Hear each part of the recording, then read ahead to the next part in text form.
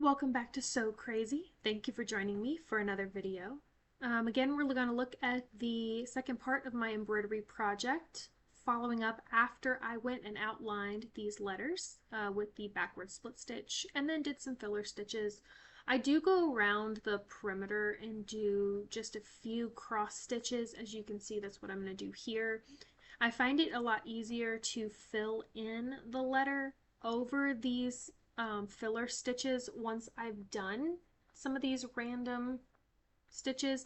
I like to do a few here and there, and I kind of am spacing out what I want my width to look like so that when I go back in to complete my satin stitch, I can keep up with those widths. I would say that's one of the harder things is with a machine doing the satin stitches. It goes very quickly, and it can keep the exact same width all the way around the letter.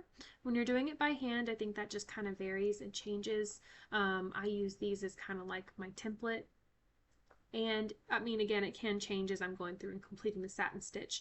So I'm doing a few of these. I'll go back in and fill them in more, which you'll see more of in the next video. This one, I'm just, it's just the next step in the process. I kind of figure out also how I want each of these junctions to go.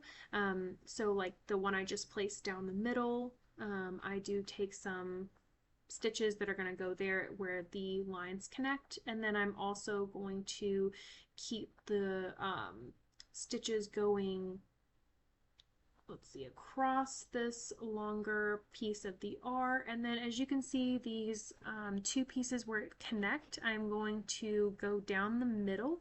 So you can see that they're separate, but the way that the stitches are going to overlap, they'll still kind of look joined. It's a little hard to explain. You'll definitely have to see. I will show what that looks like. If you've seen the one finished handkerchief, you can kind of see where the stitches overlap. I will show that in a little more detail once I get closer to that part. Because as you can see, I'm kind of just making sure my widths look good. I'm making sure I have space to separate them. And I just kind of keep going through here.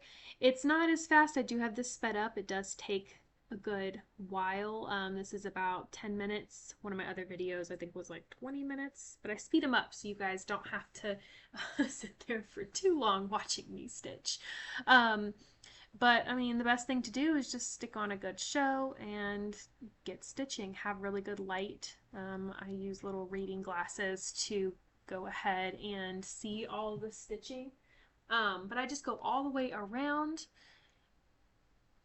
and make sure that I feel like my spaces are outlined. And then I will sometimes, before I start at one end or another, I'll go back and I'll just keep adding filler stitches until it gets close enough that it just needs a few more to cover the spaces.